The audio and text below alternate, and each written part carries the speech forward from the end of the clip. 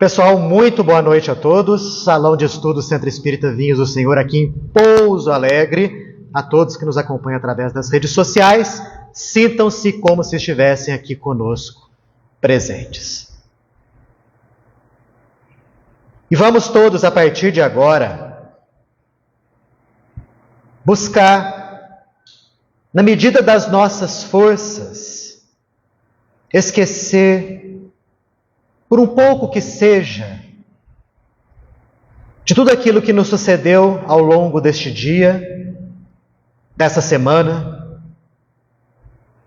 buscando deixar de lado aqueles pensamentos que nós construímos de maneira incessante, voltados à matéria, às coisas do mundo que nos cerca, para que foquemos na realidade do Espírito, para que possamos agora buscar a espiritualidade, que é, em verdade, nosso objetivo máximo, dentro ou fora da carne. Vamos agradecer de início a Deus, Pai amoroso de todos nós. O fato de nos encontrarmos aqui, conversando a respeito de coisas superiores, abordando assuntos de real interesse para a nossa felicidade futura, buscando renovar os nossos conceitos e, consequentemente, a nossa conduta, para que saibamos construir um ser renovado, um indivíduo que possa olhar mais para o semelhante, um indivíduo que possa mais buscar o crescimento de ordem espiritual, almejando, num futuro longínquo, a perfeição que é o objetivo de todos nós. Que os nossos mentores espirituais, que os nossos espíritos amigos, possam agora encontrar em cada um as condições necessárias e imprescindíveis para bem agirem, no tocante às ideias positivas que nos inspiram, nas energias benfeitoras que nos dispensam, porque assim estaremos em condição receptiva, adequada. Que Jesus, Mestre maior de todos nós, possa ser a nossa fonte maior de inspiração na vida. Que assim seja. Graças a Deus. Pessoal, é o seguinte, conforme aquilo que a gente combinou ao longo de várias outras sextas-feiras, a partir de agora, nós vamos fazer um estudo baseado em perguntas e respostas. Algo que convencionou se chamar de pinga-fogo. Nessa sexta-feira, na próxima, nós iremos fazer isso. Na outra sexta-feira, de número 20 do dia desse mês, na última sexta-feira do ano, aqui nas atividades nossas, iremos fazer a nossa palestra de Natal. Então é hoje, dia 6, vamos fazer o pinga-fogo. Depois, dia 13, idem. Dia 20, faremos a nossa palestra de Natal, tá? Existe regra para esse nosso pinga-fogo? Algumas, claro, né? Muito bem. Assuntos pertinentes à doutrina espírita. Daniel, quais foram os fatores que levaram à queda do segundo reinado no Brasil? Pelo amor de Deus, gente. Não vou saber responder isso. Não tem nada a ver com o espiritismo. Quem foi o primeiro raio? Exato. Então, coisas desse tipo, nem adianta perguntar. Mas, assim, assuntos que nos interessam, para os quais o Espiritismo possa ter algum tipo de resposta. Longe de mim saber tudo. Não sei tudo e vocês vão ver que eu não sei tudo. Porque existirão perguntas para as quais eu não vou ter resposta. Algumas, obviamente, eu saberei responder. Com certeza, muitos aqui poderão e deverão complementar aquilo que eu falar. E se eu falar alguma coisa errada, por gentileza, me corrijam. Não é falsa humildade, não. Todos nós estamos aqui na condição de estudantes. A nossa condição aqui é essa. Caso eu não saiba responder alguma coisa, alguém aqui pode responder. Por mim, não tenha dúvida. Caso ninguém aqui saiba responder, não tem importância. Semana que vem a gente vem e traz a resposta para vocês. Tá? Então que seja algo leve, que seja algo interessante, porque vai ser a primeira vez que nós vamos fazer esse tipo de coisa aqui no centro. Se der certo, a previsão é de nós abrirmos um dia da semana só para fazer esse tipo de trabalho. Se der errado por insuficiência minha, o que não é nada impossível, esse tipo de estudo pode continuar possivelmente com outra pessoa. Tá? Ou em outra oportunidade. Certo? Então, cadê o microfone? Vai estar com o Luiz ali, ó. Tá? Quer fazer alguma pergunta? Levanta a mão, o Luiz vai lá, dá o microfone. O microfone, gente, lembrando, tem que ser desse jeito que eu estou aqui agora. Tá? Ele de frente. Não assim, ou assim, ou assim, porém de frente, para que o som saia direcionado para ele, para que ele possa sair aqui nos alto-falantes. Ok? Então vamos lá, primeira pergunta, de quem que vai ser? Aí, ó, Luiz vai ser a primeira pergunta dele, vamos lá. Ô Daniel, eu sempre tive, assim, eu escutei que o Espiritismo seria filosofia, ciência e religião, mas esses dias eu vi um vídeo na internet de estudiosos dizendo que não seria religião. Então, assim, eu fiquei com dúvida da fonte que pegou o canal, porque eu queria saber se tem a fonte do próprio livro disso, ou alguns do Pentateuco, não sei.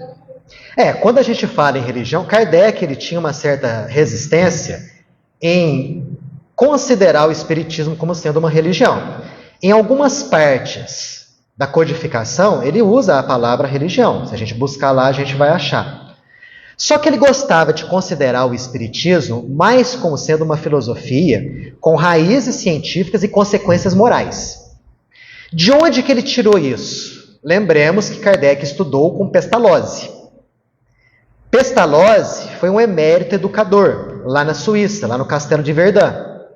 E Pestalozzi, ele dava aulas para os seus alunos e tinha à sua disposição inúmeros professores das religiões católica e protestante. E ali existiam muitas, vamos dizer assim, às vezes controvérsias, debates entre um lado e outro lado. Porém, Pestalozzi ele sabia se sobrepor a esse tipo de coisa. E ele tinha uma certa resistência em usar a palavra religião, por quê? Quando você fala em religião, automaticamente você já delimita um grupo. Você não acolhe o todo, você delimita um certo grupo de pessoas. Quando você fala em religião, você fala assim, eu tenho a minha, você tem a sua. Pressupõe-se alguém dotado de capacidades especiais para poder dirigir, um corpo sacerdotal. Pessoas de nível elevado, conduzindo um rebanho. E Kardec tinha uma certa, não gostava desse tipo de ideia para o Espiritismo.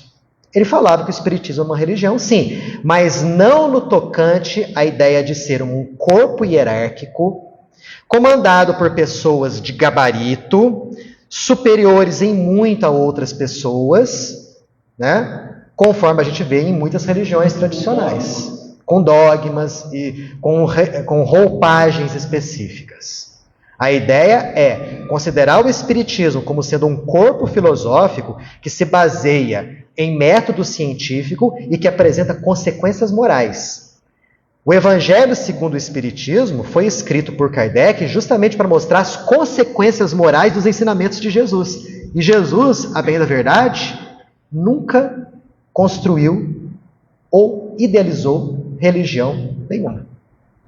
Daí, pode ser que seja mais ou menos esse o foco aí que esse palestrante tenha querido dar. Agora tem um detalhe importante. Existe um movimento dentro do espiritismo errôneo, chamado de espiritismo laico. Errôneo. O que seria o espiritismo laico? Seria o espiritismo sem a parte moral, ética, religiosa de Jesus. Todo mundo é livre para poder fazer o que quiser. Tá? Se alguém quiser fazer uma religião ou um movimento filosófico sem os ensinamentos de Jesus, é livre para poder fazer isso, não tem problema nenhum. Mas não chama de espiritismo, chama de outra coisa. Porque a doutrina tem esse tríplice aspecto de ciência, de filosofia e de religião. Esse movimento laico seria um movimento somente experimental, mediúnico? Seria um movimento assim que considera o espiritismo dentro da ótica científica, da ordem filosófica, mas assim, nada relacionado a consequências morais. A parte religiosa e tudo mais. É um foco na parte prática, a parte mediúnica, por exemplo. Né? Aliás, isso não é de hoje, pois Kardec, falando dos 3 tipos de espíritas, fala daqueles espíritas do primeiro tipo que foca somente nos fenômenos. Né? Que a filosofia para esses espíritas não teria muita razão de ser. Né? Eles gostam da mediunidade, gostam do espírito falando, gostam do fenômeno de efeito físico. E nada muito além disso. Já é um passo, mas não é isso. Oi? São só os fenômenos. E nada mais além disso. Isso, o princípio do espiritismo. Só isso, nada mais. Só divertimento. É o primeiro passo, dona Sandra. Essa diversão, né, essa história de achar curioso, é um primeiro passo, que vai facilitar os passos seguintes, que podem acontecer nessa existência ou em futuras existências. Antes isso do que nada. Né? Pode falar. Boa noite. Boa noite. Sexta-feira passada, você falou de espírito sonho. A minha menina ficou curiosa para saber. Eu falei, mais ou menos, isso está certo, eu não esperava. Existe isso mesmo, porque olha só, quando a gente está dentro do nosso corpo e quando a gente está dormindo, acontece um desdobramento espiritual. Quer dizer, o nosso corpo fica repousando na cama e nós saímos desse corpo, levando conosco o nosso perispírito. Isso. O perispírito e o espírito. Porque a gente sabe que nós temos esse tríplice aspecto. Espírito, o invólucro do espírito é o perispírito, e nós temos um outro invólucro que seria o nosso corpo de carne. Então, quando a gente dorme, o corpo de carne fica aqui, o perispírito sai junto com o espírito. Pronto, processo de desdobramento. Nessa saída, a gente pode ver coisas no mundo espiritual. Quando a gente vê coisas no mundo espiritual, a gente pode reter fragmentos dessas imagens. É uma explicação para os sonhos. Uma das explicações para os sonhos é justamente coisas que a gente vê na realidade espiritual. Ou coisas das quais a gente se lembra de outras vidas, de outras existências. E por aí vai. Quando a gente está desencarnado, a gente não tem o nosso corpo físico. A gente tem só o quê? Como corpo, só o corpo espiritual. Exato. Só que acontece o seguinte... Além desse outro corpo perispiritual, nós temos um outro corpo chamado de corpo mental, que é um corpo mais sutil ainda, bem mais leve. Então, quando o perispírito descansa na realidade espiritual, pode acontecer também algo semelhante a um desdobramento. Esse corpo mental sai do corpo perispiritual e pode ir para outras regiões mais sutis do plano espiritual. Né? E aí pode ver coisas, travar contato com indivíduos e fazer as suas peripécias pela realidade espiritual. No caso do André Luiz, que foi visitar ele em regiões... Exato. A primeira mãe veio, depois ele foi. As duas coisas. Compreendido? É mais ou menos isso daí. Sabia. Mas, como você falou que Jesus não impôs religião, tanto que ele estava falando de religião? Jesus, assim, ele não impôs uma religião. O que Jesus queria passar para nós era um tipo de comportamento. um comportamento que qualquer tipo de pessoa, de qualquer local e de qualquer religião, poderia fazer também.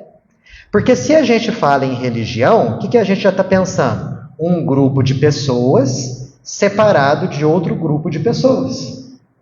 Esse seria um pressuposto. Jesus não tinha esse tipo de pensamento. O pensamento de Jesus era universalista. Ou seja, ele veio para dar conhecimento e passar conhecimento, que é o Evangelho, para todas as pessoas. Depois que as pessoas começaram a pegar esses ensinamentos dele e a formar um corpo religioso, com dogmas, com condutas específicas, formando aí sim uma religião. Mas como assim? O grupo de Jesus não pensava, era materialistas e religiosos, né? É mais ou menos isso, né? Na época de Jesus tinha os materialistas e tinha os religiosos, assim como existe nos dias de hoje. Então existe materialista até hoje porque Jesus não impôs religião? Jesus não impôs religião nenhuma, e o materialismo é uma escolha da pessoa. Agora, filho, deixa outras pessoas também fazer pergunta, tá bom? Obrigado, viu? Daniel, é interessante que a religião católica, a religião espírita, não é que nem a religião católica, que tem dogmas incontestáveis, na qual muita gente da Idade Média foi para o Tribunal da Santa Inquisição porque contestou determinados dogmas. Aí foi taxado como herege e foi para o fogueira. A questão do dogma é uma coisa interessante dentro do movimento espírita, porque Kardec chega a falar em dogmas do movimento espírita. Só que o dogma aqui no movimento espírita é de um teor diferente do dogma, por exemplo, da Igreja Católica. O dogma católico, com todo o respeito aqui, é uma verdade inconteste. Mas eu não entendo. Isso não passa pelo crivo da minha razão. Não interessa. Você tem que aceitar e ponto final. O dogma dentro do meio espírita é uma verdade incontestável, provada pela razão. Essa é a diferença. Por exemplo, reencarnação. É algo que no meio espírita é algo lógico, racional, sensato, é algo que os próprios espíritos desencarnados vieram e vêm nos passar incessantemente. Para nós é uma coisa inquestionável. Não tem como você ser espírita sem acreditar em reencarnação. Seria um contrassenso. Aí, nesse ponto de vista, a gente pode considerar como sendo um dogma, mas é diferente do dogma católico. Interessante também que você comentou, os católicos eles falam que, muitos evangélicos também, não, na Bíblia tem que o Espírito só nasce uma vez só, mas o Espiritismo é uma vez só. O Espírito só nasce uma vez. Exato. Sim, a gente tem várias existências. A vida realmente é uma coisa só, com várias existências. Só que eles não conseguem compreender. Não, mas vão compreender. A gente também não compreendia, a gente compreende agora. Pronto. Algo mais? Quem? Dona Sandra aqui, ó. Ali, ó, pode falar. Tá mais pertinho, Dona Sandra, depois passa para a senhora. Desse jeito assim, ó. Tá presa ao livro.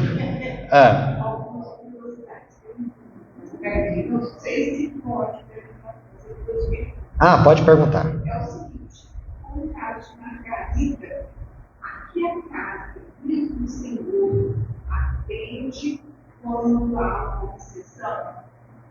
E outra pergunta também, não sei qual foi o capítulo que você falou, é importantíssimo, quando eles envolvem ficar no quarto da Margarida e colocar os soldados em volta e depois mais outra proteção.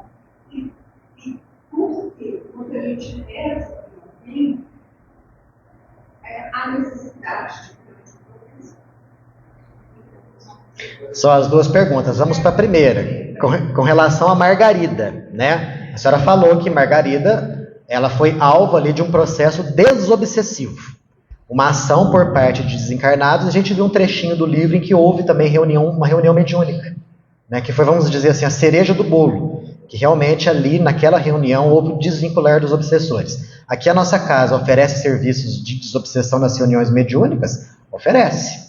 Né? Quando a gente, por exemplo, sabe de alguém que está passando por um momento complicado, um momento difícil, que está sob uma influenciação espiritual, a gente coloca o nome da pessoa no caderno ali, a gente faz as nossas preces para a pessoa, a gente pede para a pessoa vir frequentar o centro, para que ela possa acompanhar as palestras, para que ela possa tomar o passe. E também nas reuniões mediúnicas, a gente pode colocar o nome daquela pessoa na reunião mediúnica e, se houver realmente uma necessidade e uma permissão por parte dos nossos benfeitores espirituais, o processo de desobsessão pode se desdobrar através de uma reunião mediúnica. Então, todos os centros espíritas, eles podem e devem possuir um trabalho nesse sentido, trabalho de desobsessão. Lembrando que uma coisa muito interessante, que em trabalhos de desobsessão no meio espírita, numa reunião mediúnica, é muito comum comunicar espíritos obsessores ali dos próprios componentes da mesa mediúnica. É um trabalho desobsessivo dos próprios componentes da mesa mediúnica. Porque muitos espíritas têm essa ideia meio distorcida. Eu estou fazendo parte da mesa mediúnica, top 10, não preciso de mais nada, né? É como se o sujeito já fosse assim, acima de tudo e de todos. E em verdade não é. Na verdade, se ele está ali numa reunião mediúnica, se ele trabalha como médium, a mediunidade é uma ferramenta de evolução espiritual dele. Uma ferramenta para que ele possa pagar um passado devedor ao mesmo tempo que ele vai ganhando virtudes. Então, muitos obsessores que se comunicam ali não são obsessores de pessoas externas à reunião, mas são obsessores de pessoas que fazem parte ali da reunião. Essa foi a primeira pergunta da senhora. A segunda pergunta no tocante ao processo de proteção existente ao longo no perímetro da casa de Margarida. É muito comum isso acontecer. Muito comum. Em certas casas, em certas residências, principalmente aquelas casas que se dedicam a um trabalho assim. Quando eu falo casa, é casa comum mesmo, não casa espírita, né? Em que as pessoas que lá moram se dedicam a, vamos dizer assim, uma conduta mais harmoniosa, a uma conduta reta, que se dedicam a fazer o bem, que se dedicam a melhorar, que fazem as suas preces, automaticamente essa casa é energeticamente protegida. É o famoso conceito dos campos de força, né? Que são linhas magnéticas, energias magnéticas que são colocadas no perímetro daquela casa, impedindo a entrada de espíritos malfeitores, zombeteiros, galhofeiros e tudo mais. Aí a gente vai ver que o que vai acontecer, o que pode acontecer. Vamos supor que uma dessas pessoas dentro dessa casa começa a ter uma conduta negativa, uma conduta ruim, uma conduta inadequada. Pode ser que isso possa influenciar as demais pessoas daquela casa e possa abrir brechas na defesa daquele ambiente. Tá? Em casas espíritas, idem. Porque não é só o fato do indivíduo estar dentro de um centro espírita que ele está automaticamente protegido. Não é só o fato da casa estar escrito lá, Centro Espírita Fulano de Tal, que automaticamente já tem coisas boas ao redor daquela casa. Depende muito da conduta dos frequentadores daquela casa, dos trabalhadores dela, dos dirigentes, dos passistas, dos médiuns, do pessoal da assistência fraterna, né, dos grupos de evangelização infantil, mocidade, porque se for um centro espírita com uma inclinação negativa, infelizmente existe, não vai ter processo de proteção nenhum. Guardas e coisas do tipo. Daniel, tá? complementando o que você falou, Jesus deixou bem claro que onde houvesse 2 ou mais em meu nome, eu estou nada mais grande que todo lugar que está sinceramente fazendo bem, vai ter a proteção de Jesus. Ah, sim, exato. E sobre a contaminação energética de uma casa espírita, a gente vê claramente no livro do Funcionário da Luz que os membros da determinada reunião mediúnica tinham vínculos com entidades sofredoras que estavam do lado de fora da casa. E essas entidades ficavam esperando o indivíduo sair da reunião. Só um pouquinho, filho, só um momento. Quem mais? A dona Sandra. Só um segundinho, Tati. Vai lá, dona Sandra. Me ajuda a entender. Tá, você não. Nós temos quando Jesus pergunta, pensa que eu sou, quem eu sou, então várias respostas, né? Você, quando está, inclusive João Batista, aí até o imperador falou, mas eu mandei cortar a cabeça de João Batista, como é possível? Aí falou de Elias. Aí Jesus disse, Elias Abreu não foi reconhecido. Então, no meu entendimento, seria João Batista. Ok? Tudo bem. Aí, mais lá na frente, quando Jesus virou, estava Tiago, João, Pedro, quando eles acordaram Jesus, iluminado, né? Eu imagino, beleza? E ele falava com 2 anjos. Ele falava com João Batista e com Elias. Não, ele não falava com João Batista e Elias, não. Não. Ele falava com Moisés e com Elias. Com Moisés. É. Com os dois. Então fui eu que me Exato. Porque realmente, se fossem os dois, aí eles não poderiam ser o mesmo espírito, porque estava vendo um lá e outro cá. Né? Mas na verdade era com Moisés e Elias. Moisés. O grande Moisés. Ele mesmo. Não, bem colocado. Tati. Contigo. Na verdade, eu acho que foi até ela mesma, num dos estudos, ela suscitou alguma dúvida a respeito do, acho que homossexualismo, você lembra? Lembro. Eu não lembro exatamente o que era, mas daí a gente ficou, eu sou elegada, só que eu não vejo a hora de chegar, pra gente poder, né? Tá. Essa é uma questão. Outra questão que eu sempre tive comigo, muito assim, a questão da cremação, né? Porque eu e o Sofia tentamos ler alguma coisa ou ouvir alguma coisa, mas nós não conseguimos entender muita coisa, não. Tá, perfeito. Vamos então falar do primeiro assunto, questão da homossexualidade. Para a gente entender a homossexualidade, em primeiro lugar, a gente tem que enxergar a questão da sexualidade não nos órgãos genitais. Mas aonde? Na mente. Tudo começa na mente. A mente é um atributo do espírito. Então, o que acontece? O espírito em si não tem sexo. Isso está lá no Livro dos Espíritos. Pode reencarnar tanto envergando um traje masculino quanto um traje feminino. E é assim que tem que ser. Porque, passando pela condição feminina, ele passa por situações que só a mulher passa. Passando na situação masculina, ele vai passar por situações que só o homem passa. E assim é necessário para que ele possa aprender integralmente, atingindo ali a perfeição, onde vai haver um equilíbrio dessas polaridades de ordem sexual. Mas até a gente chegar lá, a gente passa por momentos homem, por momentos mulher. Vamos entender a seguinte coisa. Imagina a seguinte situação, do indivíduo que reencarna sistematicamente durante várias reencarnações como homem. De repente, por força de necessidade evolutiva, ele reencarna como mulher. Como ele passou, vamos supor assim, 6, 7 reencarnações como homem, é muito difícil dele desvincular o psiquismo dele, as tendências dele, as atitudes dele da questão masculina.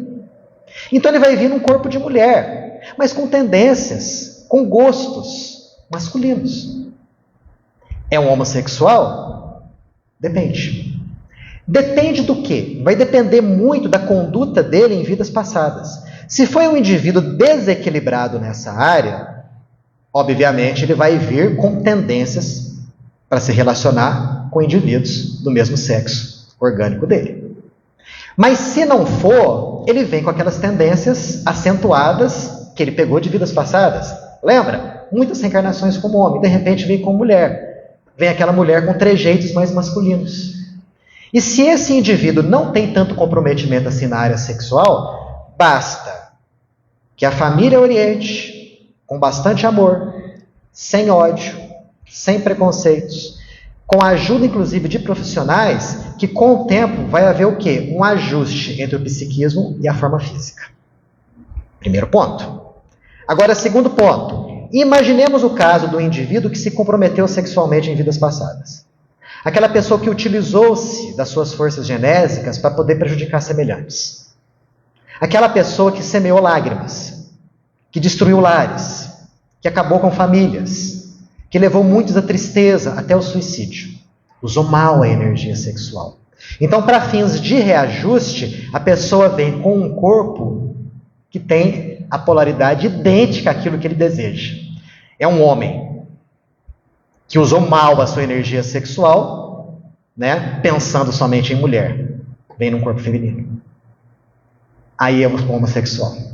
É aquele indivíduo que está em processo de reajuste, porque utilizou mal a sua energia sexual no passado.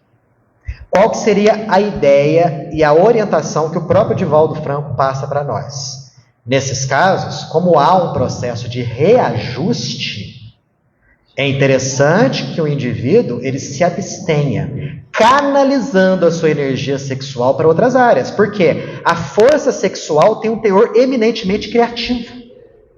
Não somente para criar outras formas físicas, mas para criar outras coisas também. O Chico Xavier usou prodigamente a sua energia sexual, canalizada para o campo da mediunidade. E ali, inúmeros filhos dele surgiram, que foram as mais de 500 obras psicografadas. Canalização da energia sexual. Tem até uma historinha interessante que ele conta, como que ele fez isso. Como que ele fez isso? Conversando com o Divaldo Franco.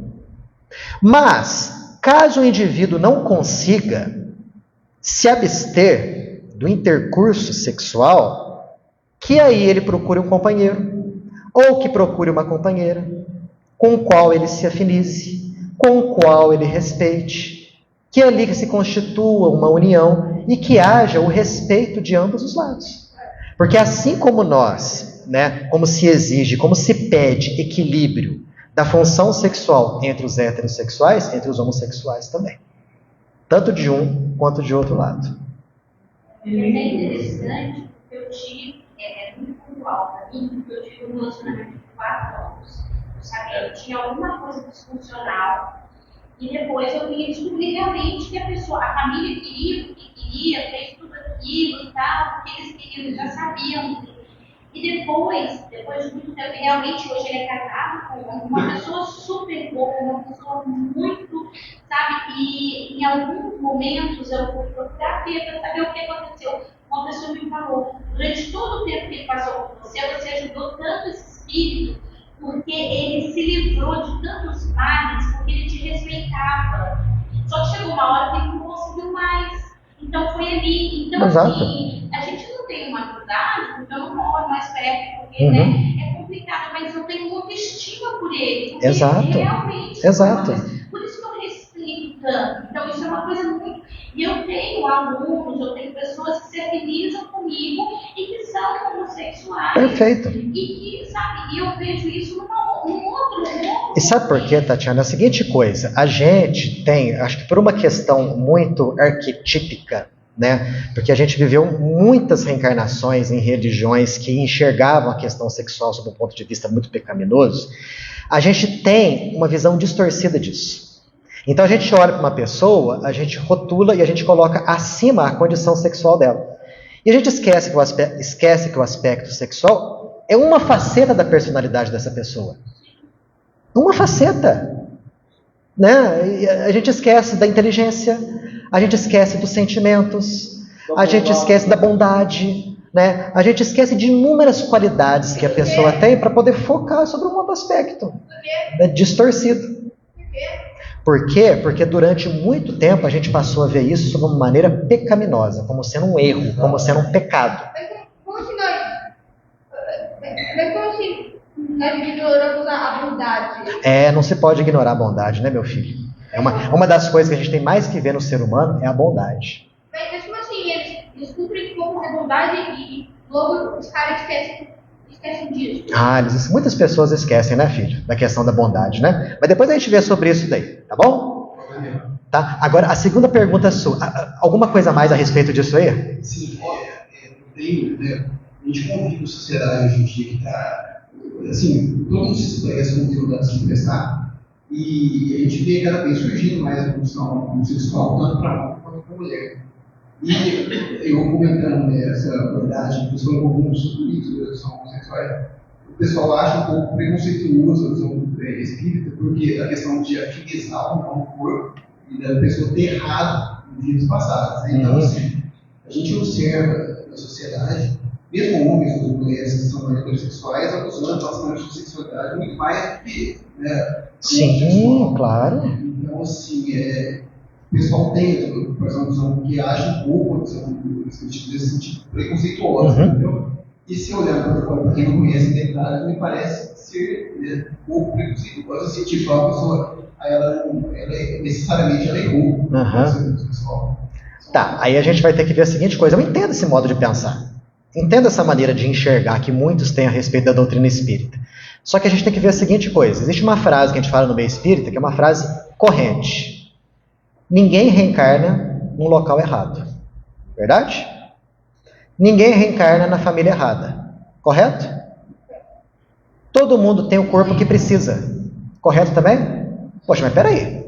Se todo mundo tem o corpo que precisa, quer dizer que aquele corpo que eu estou tendo agora deve ser utilizado nas suas funções exatas. Porque cada órgão do nosso corpo tem um planejamento de sua função. Ele foi planejado e desenhado para exercer funções específicas.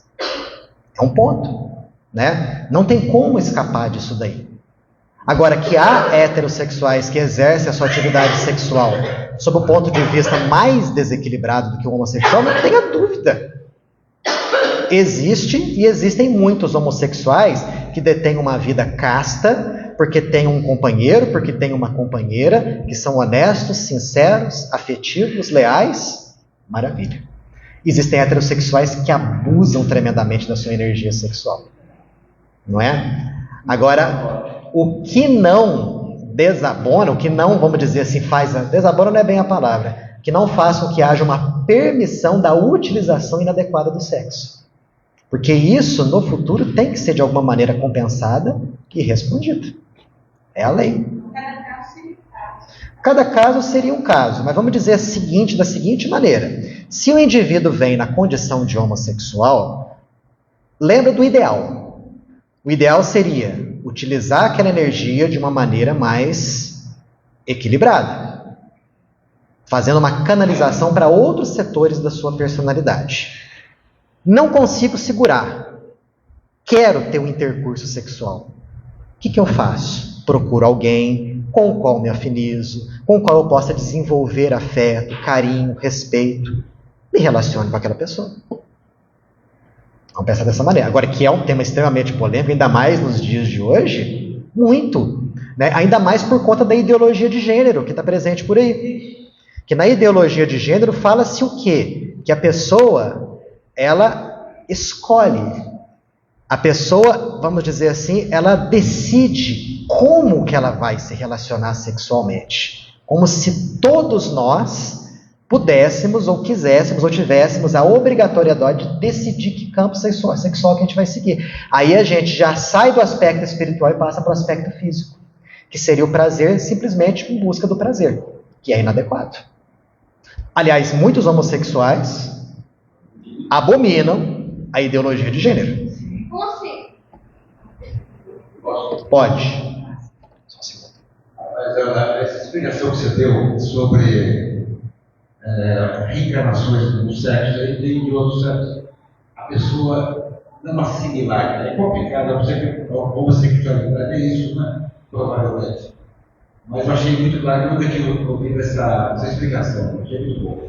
A pergunta que ela depois da Margarida me deixou curioso demais, porque ela foi obsediada por vários obsessores, né? Por um período muito longo, e se ela não tivesse motivos, né? Para ajudar, como tem outros espíritos que eu acredito, pode ser que não é ajudado, esse espírito, ela encarnada, ela poderia desencarnar com tantos obsessores? Boa pergunta. O processo obsessivo pode levar à desencarnação do obsediado? Pode. No caso, qual que era o plano de Gregório?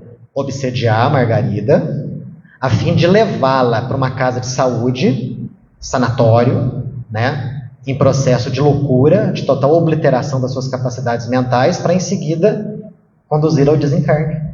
O processo obsessivo pode sim levar a pessoa a desencarnar. Também o desencarnado é obsediado. Também o desencarnado pode ser obsediado. O desencarnado ele não vai correr normalmente. Mas o que vai acontecer? Ele não desencarna, porque já está desencarnado, mas ele vai sofrer o assédio. Ele sofre o assédio, ele sofre o processo de desequilíbrio. Tudo isso, ainda mais pelo fato dele estar desencarnado, leva o sofrimento dele a uma condição maior do que até do próprio encarnado. Por quê? Porque o nosso corpo físico, material, abafa muita coisa que vem da realidade espiritual. Quando nós estamos desencarnados, o corpo perispiritual é muito vibrátil. Então tudo aquilo que acontece com o corpo perispiritual afeta demais o espírito. Os processos de loucura, de dor, de tortura e tudo mais. Só um segundinho. A Mariângela está levantando a mão ali. Ó. Leva lá. Ó, não esqueci da cremação não, tá? Eu acho que você cremado. Daniel, não em relação à homossexualidade, mas todos nós aqui, nós somos polarizados. Nós temos uma polaridade masculina e feminina. Um exemplo, eu feminina. A hora que tiver que vir para o lado masculino é um momento difícil. Por exemplo, está acontecendo alguma coisa na minha casa que o meu marido não está, eu dou um jeito de arrumar. E vice-versa. O homem, o lado feminino, ele sabe cuidar de um bebê.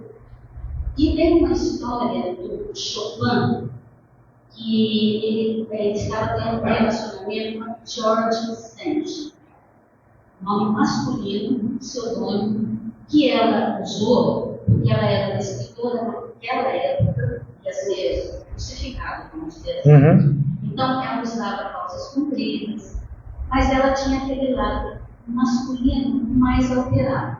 Um dia de chuva, Chopin estava no piano e tinha uma chuva com uma goteira em casa, ela subiu no telhado e arrumou a goteira. Então, a polaridade dela, dessa hora masculina, funcionou, enquanto a dele feminina estava tocando no piano. São as polaridades que todos nós temos. Inclusive, aqui a gente tem como exemplo, né, o próprio Jesus de Nazaré, em que ele sabia muito bem equilibrar todas as características masculinas, como, por exemplo, no campo da energia, no campo do que fazer, como da doçura e da sensibilidade, que são características femininas. Exatamente. Então, Jesus tinha esses dois lados profundamente equilibrados. Por quê? Já tinha atingido o nível evolutivo, já atingiu o nível evolutivo. Fantástico. Tem até uma musiquinha do que fala, meu lado feminino, meu lado masculino. Exato. Se Deus é menino e menino, sou masculino e feminino. São as polaridades, né? E quando a gente reencarna num determinado sexo, é porque a gente tem que passar por certas situações que só aquele sexo proporciona. E vice-versa. Isso independente de homossexualidade? Não, é independente. Sim, é independente, sim, exato. Daniel, os princípios herméticos. Quem conhece o Caibalão e o Hermetismo, eles falam sobre as polaridades. O Caibalon fala isso daí. Inclusive, a própria questão do hermetismo, do que tudo que está em cima é igual que tudo está embaixo, né, aborda também essa questão da própria dualidade, masculino e feminino. Vamos falar sobre cremação? Cremação, olha só que coisa. A gente sabe que muitos indivíduos eles fazem a opção para, ao invés de serem enterrados, quando desencarnam, passar pela cremação. Pode ou não pode? Dá certo ou dá errado? O espírito sofre ou o espírito não sofre? Depende, gente. Depende. O que Kardec nos ensina lá no livro Céu e o Inferno? Quando ele fala das questões relacionadas ao próprio desencarne. Ele fala que quando o indivíduo passa, por exemplo, por uma longa doença, ou quando o indivíduo está bem adiantado na sua idade, vai acontecendo um desvincular progressivo do seu perispírito com o seu corpo de carne. Esse desvincular progressivo faz com que, na última batida do coração, o espírito já se desvincule. Maravilha. Nos casos de morte mais violenta, nos casos de assassinato, suicídio, acidente e tudo mais, acontece a morte do corpo físico, só que a desencarnação vem depois. Entendeu? Mas vai demorar quanto tempo? Depende do espírito. Se for um espírito bem espiritualizado, ele vai ter esse processo de desvincular dos despojos carnais acelerado. Porque o perispírito se liga ao corpo físico, átomo por átomo, célula por célula. Agora, se for um sujeito totalmente materialista, ele vai demorar muito tempo para se desvincular dos despojos. Então, vamos pegar os dois casos como exemplo. Vamos pegar o caso do indivíduo que desencarna por um acidente, mas é um indivíduo muito bom, espiritualizado, elevado. Esse indivíduo resolveu, quando encarnado, em ter o seu corpo cremado. Como ele é uma pessoa muito boa, elevada, ele vai ter esse processo de desencarne acelerado. Então, possivelmente, numa cremação, ele não vai sentir nada. Mas se foi um sujeito materialista, se foi um sujeito dedicado ao mal, se for um sujeito apegado à matéria, ele pode levar muito tempo e ele vai sentir tudo relacionado à queima do corpo físico. As queimaduras e tudo mais. Então, cada caso é um caso. Não faz sentido também ele foi enterrado. Exatamente. Boa. Né? Quer dizer, naquele caso do indivíduo que é enterrado, ele pode sentir as dores da decomposição do corpo físico, mas é a mesma coisa. Daniel, aí no caso da encarnação, ele sentiria na futura encarnação, ele sentiria esse efeito dessas queimaduras? Então, numa futura reencarnação, talvez. Vai depender muito do quê? Do processo, que é um processo traumático e de como ele resolveu esse processo traumático do lado de lá. Que se foi algo muito fixado na mente dele, ele vai trazer toda essa fixação mental para a futura existência física. E isso pode levar até mesmo o indivíduo a desenvolver processos orgânicos no seu corpo, talvez na forma de manchas ou dores semelhantes à queimadura, e também uma fobia imensa pelo fogo. Vai depender muito de como ele vai lidar disso no plano espiritual depois da desencarnação. Daniel, aqui as crianças que não observaram. Nesse caso aí, são crianças, são adultos que em vida passada, no caso do fogo selvagem, indivíduos que queimaram outras pessoas vivas. O mais comum é isso daí. O Chico fala 72 horas no prazo da cremação. Só que assim, é um prazo médio, né? Mas a gente sabe que isso aí, cada caso é um caso. É muito complicado, é muito difícil. Gente, já são 9 horas. Passou rápido, hein? Já foi rápido. Eu acho que foi bom. Foi bom? Foi divertido. Foi divertido. Semana que vem a gente continua. Ok? Ali, ó.